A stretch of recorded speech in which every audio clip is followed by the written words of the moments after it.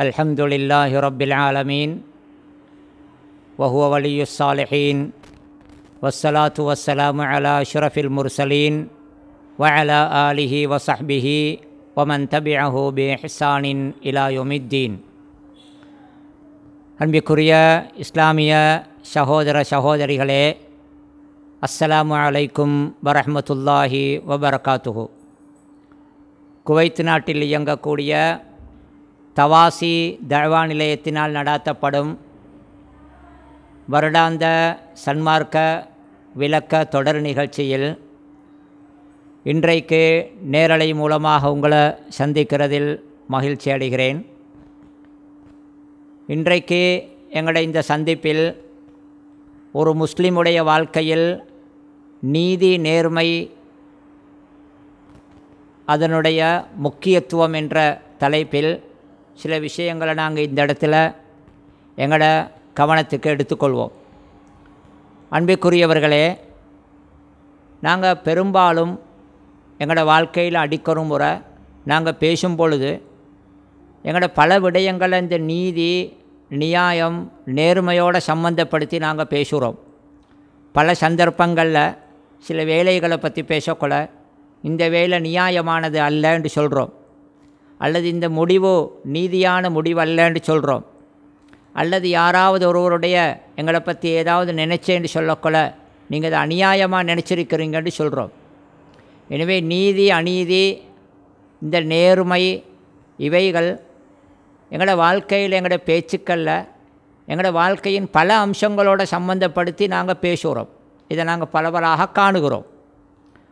உண்மையிலேயே குர்ஆனில் அல்லாவும் வ இதா குல்தும் ஃபஅதிலு, நீங்கள் பேசினா நீதமாக பேசுங்க, நீதம் செலுத்துங்கன்னு சொல்கிறான். இன்னும் ஒரு இடத்துல நீங்கள் தீர்ப்பு செய்யும் பொழுது நீதமாக தீர்ப்பு செய்யுங்க என்ற கருத்தில் அல்லாஹு தாலா எங்களுக்கு ஏவி இருக்கிறான். எனவே எங்களோட வாழ்க்கையில் எங்களோட சொல் செயல் எண்ணம் இப்படி பல விடயங்களோட இந்த நீதி என்பது நியாயம்ங்கிறது சம்பந்தப்படுது.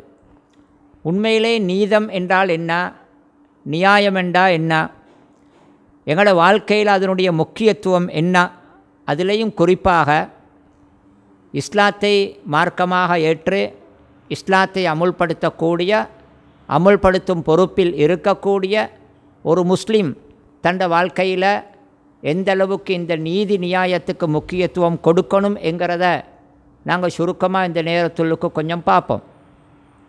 முதலாவது, நீதி என்றால் என்ன?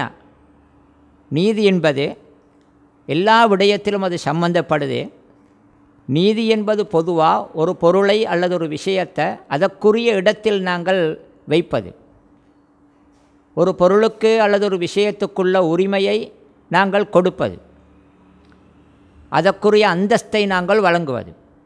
எந்த ஒன்றுக்காக இருந்தாலும் அந்த பொருளுக்கோ அந்த விஷயத்துக்கோ அந்த நபருக்கோ உள்ள சரியான இடத்தை நாங்கள் கொடுக்காத பட்சத்தில் அங்கனைக்கு நீதி தவறியவங்களாக நாங்கள் கருதப்படுவோம். உதாரணத்துக்கு, ஒரு படிப்பறிவும் சரியான தகமைகளும் இல்லாத ஒருவருக்கு ஒரு பதவி கொடுக்கப்படுதுன்றிருந்தால் அது நீதிக்கு அப்பாற்பட்டது. அதே நேரத்தில் ஒரு பதவிக்கொத்தரை நியமிக்கும் பொழுது அதுக்குரிய தகுதியுள்ள தகமையுள்ள ஒருவரை நாங்கள் நியமிப்போம் என்றிருந்தால் அது நியாயமானது, அது நீதமானது. இந்த நீதிக்கு எதிரானது தான் அநீதம் என்கிறது.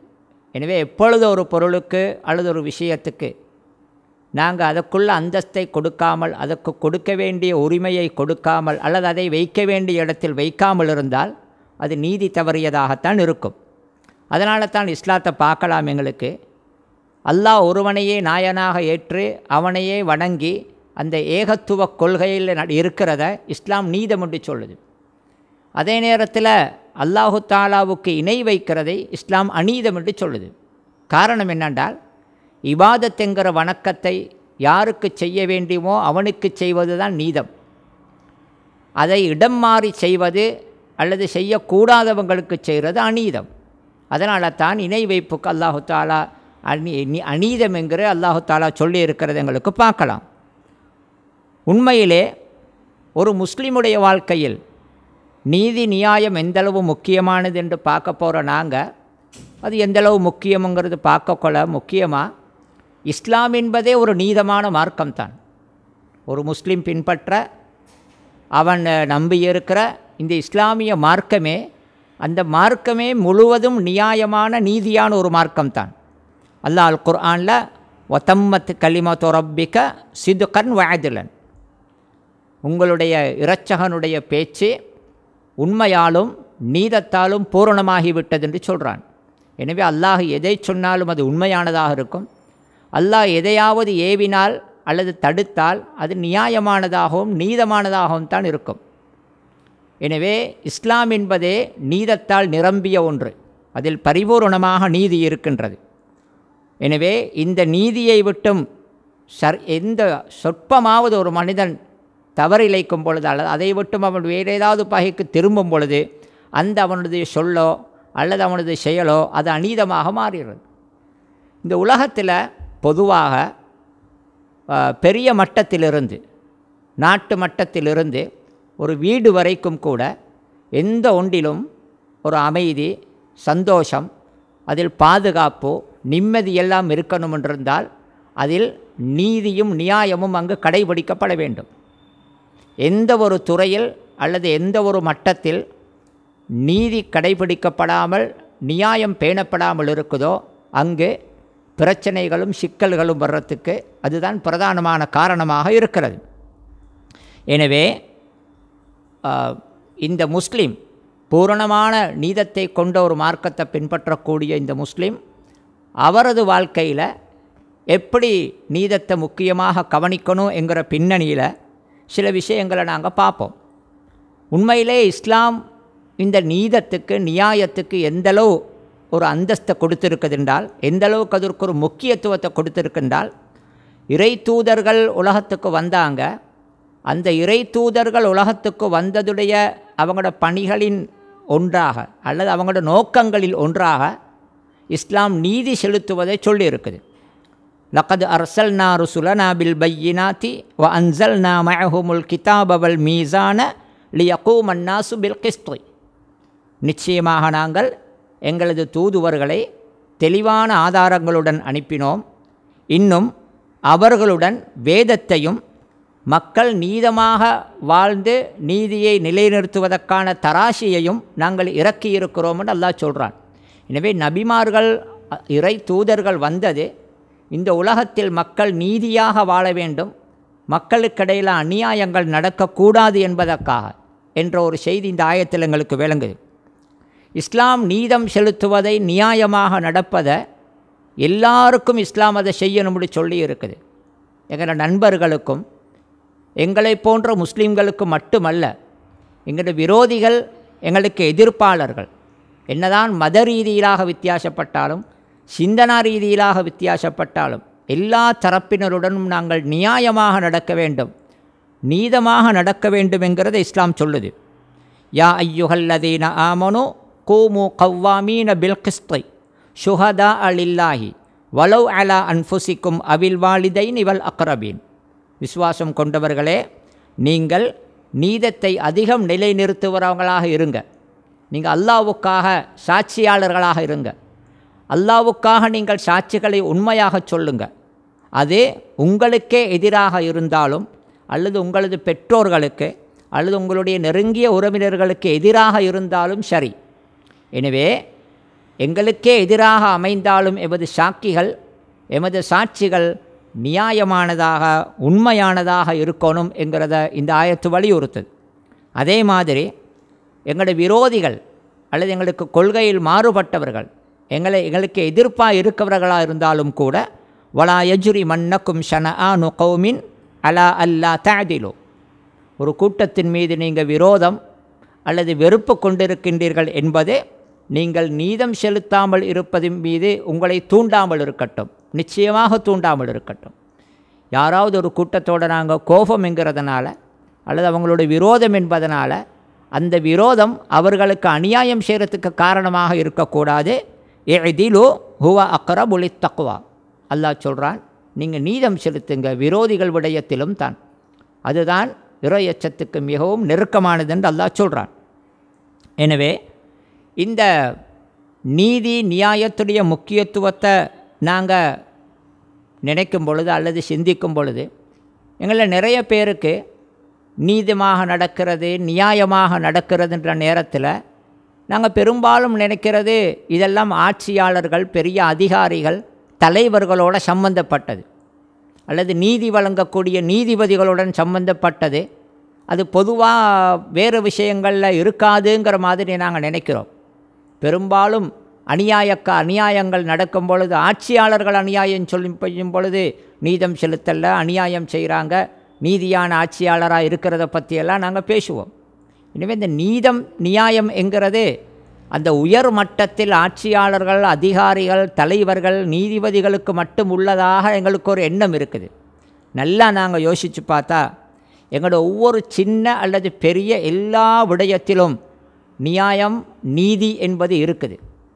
அதில் அந்த நீதி நியாயம் தவறும் பொழுது சின்ன ஒரு விடயத்தில் இருந்தாலும் கூட அதில் அநியாயம் செய்தவர்களாக நாங்கள் ஆகிறோம்.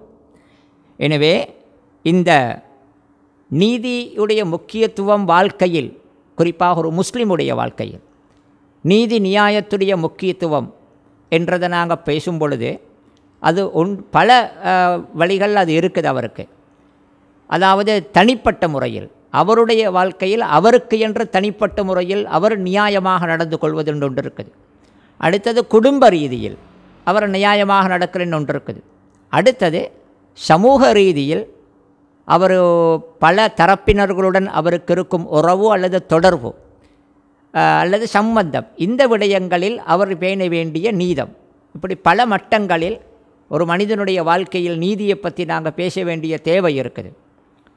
பெரும்பாலும் இந்த நீதி அநீதி என்றும் பொழுது அல்லது நியாயம் அநியாயம் என்ற பொழுது நாங்கள் மற்றவர்கள் நீதமாக நடப்பது அல்லது அவர்களினால் எங்களுக்கு நியாயம் நடக்கணும் என்று எதிர்பார்க்கிறதும், அவர்கள் எங்களுக்கு நியாயமாக நடந்தார்கள் என்றதை பேசுகிறதும், அல்லது அநீதம் என்ற பொழுது அடுத்தவங்க எங்களுக்கு அநீதம் செஞ்சாங்க, அநியாயம் செஞ்சாங்க, அவங்களால் எங்களுக்கு அநியாயம் நடக்குது என்று பேசுகிறத நாங்கள் மிச்சமாக வளமையாக பார்க்குறோம். நாங்கள் மறந்துடக்கூடிய அல்லது நாங்கள் உணராத ஒரு முக்கியமான ஒரு பகுதி இருக்குது. எங்களுக்கு நாங்களே நியாயமாக நடப்பது, எங்களுக்கு நாங்களே நீதியாக நடப்பது. இதனுடைய எதிர்பார்த்தால் எங்களுக்கு நாங்களே அநியாயம் செய்வது, அப்படி ஒன்று இருக்குது. துல்முன் நஃப்ஸ் என்று ஒன்று இருக்குது, எமக்கு நாமே அநியாயம் செய்து கொள்வது. அதற்கு எதிரானது எமக்கு நாமே நியாயமாக நடப்பது. எனவே முதலாவது நீதியாக, நியாயமாக, நேர்மையாக நடப்பது என்று நாங்கள் பேசும் பொழுது அடுத்தவர்களுக்கு நீதமாக, நியாயமாக நடப்பது என்பதற்கு முன்னால் நாங்கள் சிந்திக்க வேண்டிய அல்லது நாங்கள் சிந்திக்க மறந்த ஒரு முக்கியமான விடயம் இருக்குது. எமக்கு நாமே நியாயமாக நடக்கணும், எமக்கு நாமே நீதியாக நடக்கணும் என்கிறது. அது எப்படி எங்களுக்கு நாங்களே நியாயமாக நடக்கிறது என்றால், குர்ஆன் உங்களுக்கு பார்க்கலாம், அந்த தமக்குத்தாமே தீங்கிழைத்தவர்கள் என்று அல்லாஹ் பல இடத்துல சொல்கிறான். சில துவாவளையும் வருது, லலம்னா அம்புசனா, எங்களுக்கு நாமே தீங்கிழைத்து கொண்டோம் என்று. இன்னும் சில இடத்துல வருது, நீங்கள் உங்களுக்கே தீங்கிழைத்து கொள்றீங்கன்ற கருத்து வருது. ஒரு மனிதன் தனக்குத்தானே எப்படி அநியாயக்காரனாக ஆகலாம்? அதில் மறுபகுதி எடுத்து பார்த்தா எப்படி ஒரு மனிதன் தனக்குத்தானே நியாயமாக நடப்பது? எனவே இந்த நீதி அநீதி, நியாயம் அநியாயம் என்கிறதுல நாம் எமக்கே என்ற ஒரு பகுதி ஒன்று இருக்குது. அதை நான் கட்டாயம் கவனத்தில் எடுக்கணும். அதில் ஒன்று தான் எமக்கு நாமே நீதமாக நடப்பது என்றால், எங்களுக்கு நாங்களே நீதியாக நடந்து கொள்வதென்றிருந்தால் சில விஷயம் இருக்குது. நாங்கள் எங்களுக்கு பேண வேண்டிய சில உரிமைகள் எங்களோட கையில் இருக்குது. நாங்கள் எங்களோட உடம்புக்கு கொடுக்க வேண்டிய சில உரிமைகளை கொடுக்கறதில்ல, எங்களோட உள்ளத்துக்கு கொடுக்க வேண்டிய சில உரிமைகளை கொடுக்கறதில்ல, அது நாங்களே கொடுக்கறதில்ல. எனவே அவைகளை கொடுப்பது எங்களுக்கு எங்களுடைய நேர்மைக்கான அடையாளங்களில் ஒன்று. நாங்கள் எங்களுக்கே நியாயமாக நடப்பது என்றால் அர்த்தம் என்னாண்டால், நாங்கள் அல்லாஹ்வுக்கு வழிபடுவது, அல்லாஹ்வுடைய கட்டளைகளுக்கு கட்டுப்படுவது, அது எங்களுக்கே நாங்கள் நியாயமாக நடப்பது. அதே மாதிரி நாங்கள் நல்ல வழிகள், இப்படி நடந்தால் நல்லது, இப்படி நடந்தால் சொர்க்கம் போகலாம், இப்படி நடந்தால் அல்லாஹ்வுடைய அன்பு கிடைக்கும் என்று சொல்லப்படுற நல்ல வழிகளில் எங்களை நாங்கள் ஈடுபடுத்துவது, அது எங்களுக்கே நாங்கள் செய்யும் நீதம். அதுக்கு எதிராக தெளிவாக சுன்னா அல்லது தெளிவாக நல்ல வழி விளங்குது அப்படின்னு இருக்கும் பொழுது அந்த வழியில் ஈடுபடாமல் எங்களை நாங்கள் தடுத்து கொள்வது அல்லது ஈடுபடுத்தாமல் இருப்பது, எங்களுக்கே நாங்கள் செய்யும் அநியாயம், அது எங்களுக்கே நாங்கள் செய்யும் அநியாயம். எனவே மைமூன் இப்னு மிஹ்ரான் என்கிற ஒரு ஆரம்ப காலத்து நல்லடியார்கள் ஒருத்தர் இருந்தார். அவர் சொல்லுவார், சில பொழுது மனிதன் குர்ஆன் ஓதும் பொழுது அவனுக்கே அநியாயம் செய்து கொள்கிறான் என்று. அப்போ சில பேர் கேட்டாங்க, அது எப்படி அவருக்கே அநியாயம் செய்வார், நீதமில்லாமல் நடப்பாரன்? அப்போ அவர் சொன்னார், குர்ஆனில் ஒரு ஆயத்து வருது, அநியாயக்காரர்களுக்கு அல்லாஹ்வின் சாபம் உண்டாகட்டும் என்று. எனவே அவரே அவருக்கு அநியாயம் செய்பவராக இருக்கும் பொழுது அந்த சாபத்துக்குரியவராக அவரும் ஆகிவிடுகிறாரு என்றது தான் அந்த கருத்தை அவர் சொன்னார். எனவே நீதி நியாயம், நீதமாக நியாயமாக நடப்பது என்னும் பொழுது நாம் எம்முடன் நியாயமாக, எமக்கு நாமே நியாயமாக நடப்பது, எமக்கு நாமே நேர்மையாக நடப்பது அப்படின்ற ஒரு பகுதியை நாங்கள் கவனத்தில் கட்டாயம் எடுக்க வேண்டிய தேவை எங்களுக்கு இருக்குது. அடுத்ததாக இந்த ஒரு முஸ்லிமின் வாழ்க்கையில் குறிப்பாக நீதி நியாயமாக நடப்பது என்கிறதுடைய இந்த முக்கியத்துவத்தை நாங்கள் பேசக்கொள்ள, அதில் உள்ள ஒன்று அவர் தனக்குத்தானே தனிப்பட்ட முறையில் அவர் நீதமாக தனக்குத்தானே நியாயமாக நடப்பது என்பது, தன்னை பாவத்தை விட்டு தடுத்துக் கொள்வது, தன்னை நல்ல வழிகளில் ஈடுபடுத்திக் கொள்வது, தனக்கு கிடைக்கவிருக்கும் நல்ல வாய்ப்புகளை தடுக்காமல் அவைகளை பயன்படுத்தி கொள்வது, இது தனக்குத்தானே செய்யக்கூடிய ஒரு நியாயம், தனக்குத்தானே அவர் நீதியாக நடப்பது என்கிறது. இன்னொன்று இருக்குது, குடும்ப மட்டத்தில் ஒரு முஸ்லீம் பேண வேண்டிய நீதி நியாயங்கள். குடும்பம் என்னும் பொழுது கணவன் மனைவி பிள்ளைகள் இவைகளை கொண்ட ஒரு அழகுதான் குடும்பம் என்கிறது. அதில் ஒவ்வொருவரும் குடும்ப என்ற அமைப்பில், குடும்பம் என்கிற அந்த அடிப்படையில் அவரவர் பேண வேண்டிய, மற்றவர் விடயத்தில் பேண வேண்டிய அல்லது அவர்கள் அமுல்படுத்த வேண்டிய நியாயங்களும் நீதிகளும் நிறைய இருக்குது. அதில் குறிப்பாக ஒரு குடும்பத்தின் தலைவன் என்ற அமைப்பில் ஒரு குடும்பத்துக்கு பொறுப்பாக இருக்கக்கூடியவர் தனது மனைவி தனது பிள்ளைகள் விடயத்தில் அல்லது தனது குடும்ப விவகாரங்கள் விடயத்தில் அவர் என்றைக்குமே நீதி தவறாது, என்றைக்குமே அநியாயம் செய்யாது அவர் நடந்து கொள்ள வேண்டிய பொறுப்பு கட்டாயமானது. ஒரு கணவன் என்கிற அமைப்பில் ஒரு குடும்பத் தலைவர் தனது மனைவிக்கு எந்த ஒரு கட்டத்திலும் அநியாயம் இழைக்கக்கூடாது. அவர்களுடன் நியாயமாக நேர்மையாக நடக்கிறத பற்றி நிறைய எங்களுக்கு பார்க்கலாம். குர்ஆனிலும் சுன்னாவிலும் பொதுவாக நிறைய அதை பற்றிய வழிகாட்டல்கள், அதை பற்றி வலியுறுத்தக்கூடிய ஆயத்துகள் ஹதீஸுகள் நிறைய இருக்கிறது எங்களுக்கு தெரியும். வஆஷிரூஹுன்ன பில் மஅரூஃப், அல்லாஹ் அல் குர்ஆனில் சொல்கிறான், அந்த மனைவிமாருடன் நீங்கள் நல்ல முறையில் நடந்து கொள்ளுங்கள், நீதி நியாயமாக நேர்மையாக நல்ல விதத்தில் நடந்து கொள்ளுங்கள். உங்களுடைய கட்டுப்பாட்டுக்கு கீழ் அவர்கள் இருக்கிறார்கள் என்பதனால் அவர்களை கண்டபடி உங்களுக்கு நடத்தவோ அவங்களோட உரிமைகளை கண்டபடி மறுக்கவோ அப்படி முடியாது. எனவே குடும்ப ரீதியில் குடும்ப மட்டத்தில் ஒரு மனிதனுடைய வாழ்க்கையில் நீதி வர வேண்டும். அதில் முக்கியமானது ஒரு குடும்பத் தலைவன் தனது மனைவி விடயத்தில் நீதமாக நடக்கிறது.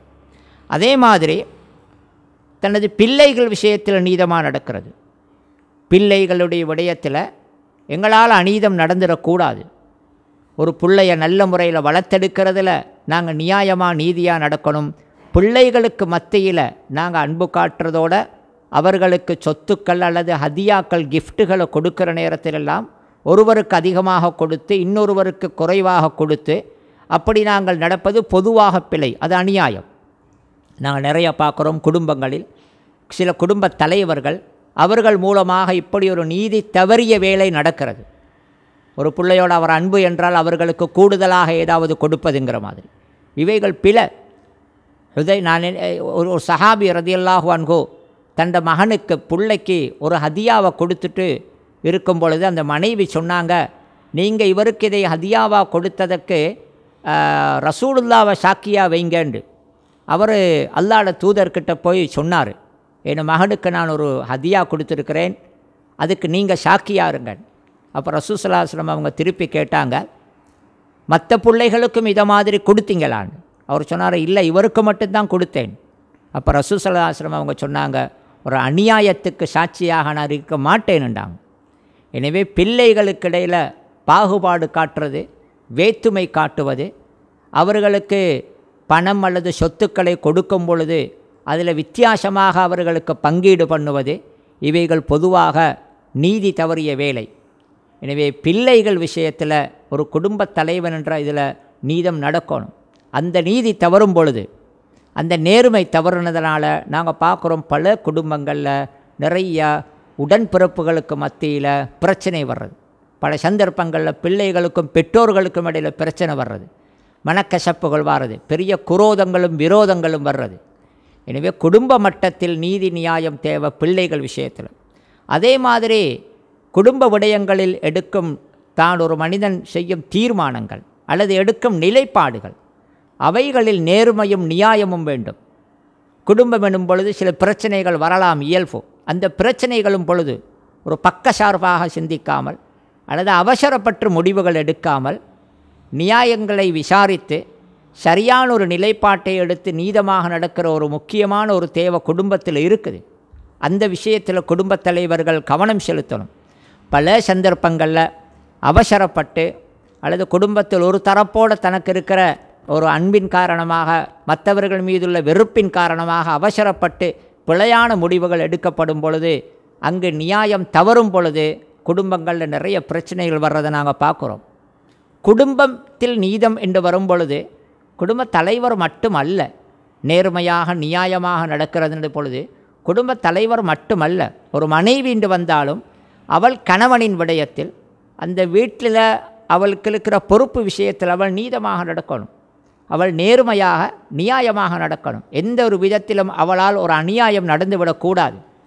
அதே மாதிரி பிள்ளைகள் பெற்றோர் விஷயத்தில், தனது உடன்பிறப்புகள் மற்றவங்களோட விஷயத்தில் அவங்க நியாயம் தவறக்கூடாது. எனவே குடும்ப மட்டத்தில் நியாயம் பேணப்படுறது ஒன்று இருக்குது. அதே மாதிரி தான் எங்கெல்லாம் நேர்மை இருக்குதோ, எங்கெல்லாம் நீதம் இருக்குதோ, அங்கெல்லாம் எல்லாமே சரியாக நடக்கும், எல்லாமே முறையாக நடக்கும். நாங்கள் எடுத்து பார்ப்போம், இந்த தொழில் விடயங்களில், இந்த தொழில்கள் பொறுப்புக்கள் விடயத்தில், அந்த விடயத்தில் கூட ஒரு இடத்தில் தொழிலாளராக வேலைக்காரராக இருக்கக்கூடிய ஒருவர் அவருடைய வேலை சரியாக நடக்கணும் என்றிருந்தால், தனக்கு கொடுக்கப்பட்ட பொறுப்பில் அவர் பிழையாக நடக்காமல் அதை சரியாக நிறைவேற்றுவதென்றிருந்தால் அவரிடத்தில் அந்த நியாய உணர்வு இருக்க வேண்டும். தனக்கு இது ஒரு பொறுப்பாக இருக்குது, தான் இதை செய்ய வேண்டும் என்ற அந்த நியாய உணர்வு எந்த அளவுக்கு இருக்கின்றதோ அந்தளவுக்கு அந்த பணியால் அல்லது அந்தளவுக்கு அந்த வேலைக்காரர் தனது பணியை சிறப்பாக செய்வார், அதில் குறை வைக்க மாட்டார். அதே மாதிரி தான் தலைவர்களாக பொறுப்பாக இருப்பவர்கள், முதலாளிகள் அல்லது அதிகாரிகள், அவர்கள் அந்த அவர்களுடைய பொறுப்பை நிறைவேற்றுறதில் அல்லது அவர்களுக்கு கீழுள்ளவர்களை நடத்தும் விஷயத்தில், அவர்கள் விடயத்தில் முடிவெடுக்கும் விஷயத்தில் அவர்கள் நியாயத்தை நீதியை உணர்ந்து அவர்கள் செயல்படும் பொழுது, அந்த இடத்துல அது ஒரு காரியாலயமாக இருக்கட்டும் அல்லது வேறு ஏதாவது ஒரு அண்டாக இருக்கட்டும், அதில் எதிர்பார்க்கப்படும் நல்ல பலன்கள் அல்லது நல்ல முடிவுகள் அதனால் நிறையா முழுமையாக வர்றதுக்கு வாய்ப்பு இருக்குது. எனவே முதலாளிகளும் தொழிலாளிகளும் அல்லது அதிகாரிகளும் அவர்களுக்கு கீழ் இருப்பவர்களும் அல்லது ஆட்சியாளர்களும் குடிமக்களும் எப்படி எடுத்துக்கோங்க. எனவே இந்த பொறுப்புக்கள், பணிகள், வேலைகள் விஷயத்தில் கூட அவரவர் தனது பொறுப்பை உணர்ந்து தனது கடமையை உணர்ந்து நியாயமாக நடப்பார் என்றிருந்தால், ஒரு வேலைக்காரன் தனக்கு கொடுக்கப்பட்ட பொறுப்பில் தவறும் பொழுது, அந்த பொறுப்பில் குறை வைக்கும் பொழுது, அதுவும் ஒரு நீதி தவறிய வேலைத்தான், அதுவும் ஒரு நியாயமில்லாத வேலைத்தான் என்கிறத ஒவ்வொருத்தரும் உணர வேண்டிய தேவை இருக்குது. அதே மாதிரி இந்த நீதி நியாயம் என்னும் பொழுது நாங்கள் பார்க்குறோம், சமூக நீதின்னு ஒன்று பேசுவாங்க. சமூகத்தில் ஏழை பணக்காரன் என்ற வித்தியாசம் இருக்குது. ஆனால் அந்த பாகுபாட்டை காட்டி பேதங்களை அதில் காட்டக்கூடாது.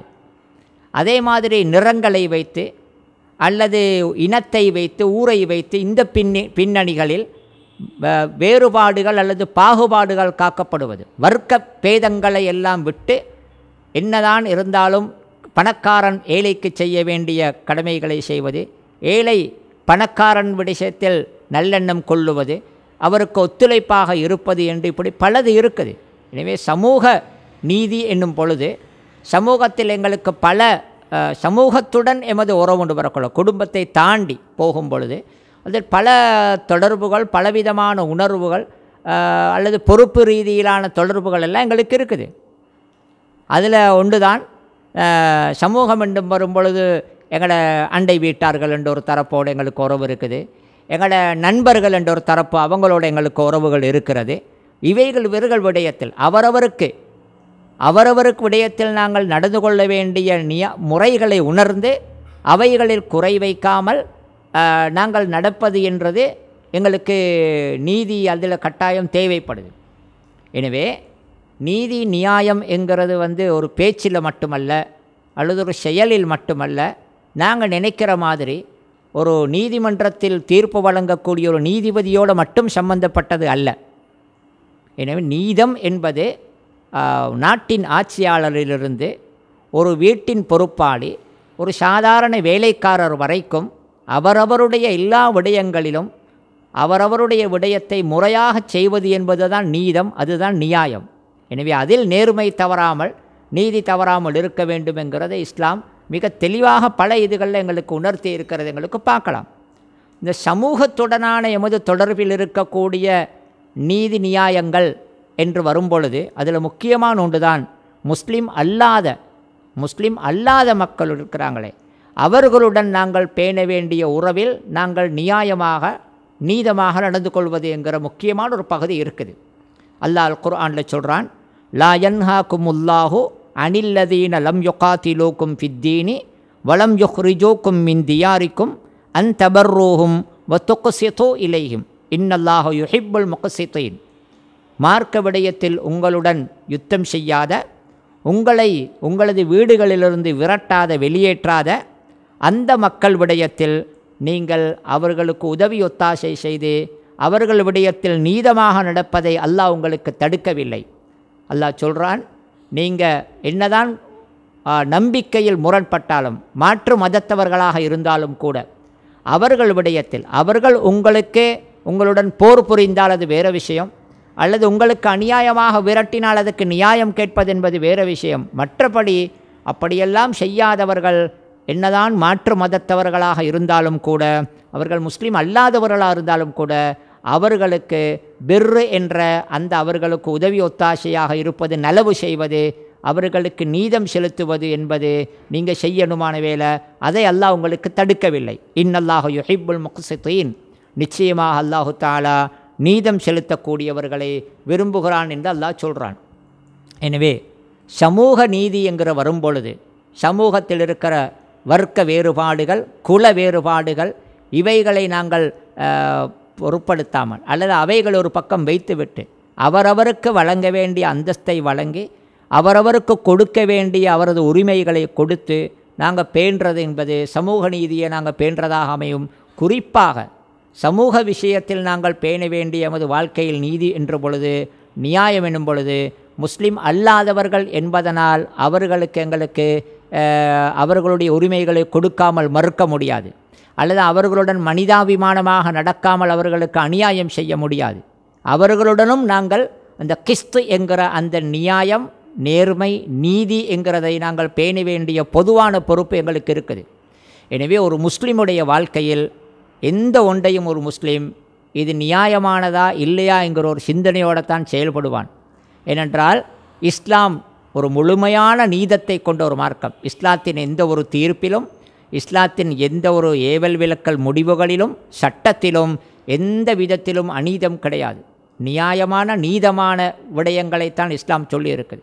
எனவே எல்லாமே முழுமையான நியாயத்தையும் நீதியையும் கொண்ட ஒரு மார்க்கத்தை நம்பி அதை அமுல்படுத்துகிற ஒரு முஸ்லீம் தனது ஒவ்வொரு சொல் செயலுக்கும் எல்லாவற்றுக்கும் மறுமையில் பதில் சொல்ல வேண்டும் என்கிற அந்த உண்மையை நம்பி அந்த எண்ணத்துடன் வாழக்கூடிய அந்த முஸ்லீம் கட்டாயமாக தனது வாழ்க்கையில் எல்லா விஷயத்திலும் எல்லா தரப்பினருடனும் பேண வேண்டியவைகளை பேணி நியாயமாக நடக்க வேண்டிய பொறுப்பு இருக்குது. எனவே நீதி, நியாயம், நேர்மை என்கிறது ஒரு முஸ்லீமுடைய வாழ்க்கையில் மிக முக்கியமானதாக இருக்குது என்கிறத நாங்கள் உணர்வோம். அல்லாஹு தஆலா அந்த உணர்வின் படிக்கு நாங்கள் நடக்கிறதுக்கு எங்களுக்கு அருள் புரிவானாக. தவாசி தாவா நிலையத்தினால் இப்படி ஒரு சந்திப்பில் கலந்து உங்களுடன் சில கருத்துக்களை பரிமாறிக்கொள்வதற்கு அவகாசம் தந்ததற்கு அந்த தவாசி தாவா அமைப்பின் நிர்வாகத்தினருக்கு எனது நன்றியை தெரிவித்துக் கொள்கிறேன். வல்ல அல்லாஹ் எம் அனைவரையும் ஏற்றுக்கொள்வானாக. அல்லாஹுவே மிக அறிந்தவன். வஸல்லல்லாஹு வஸல்லம் அலா முஹம்மத் وعلى آله وصحبه أجمعين والحمد لله رب العالمين. السلام عليكم ورحمة الله وبركاته.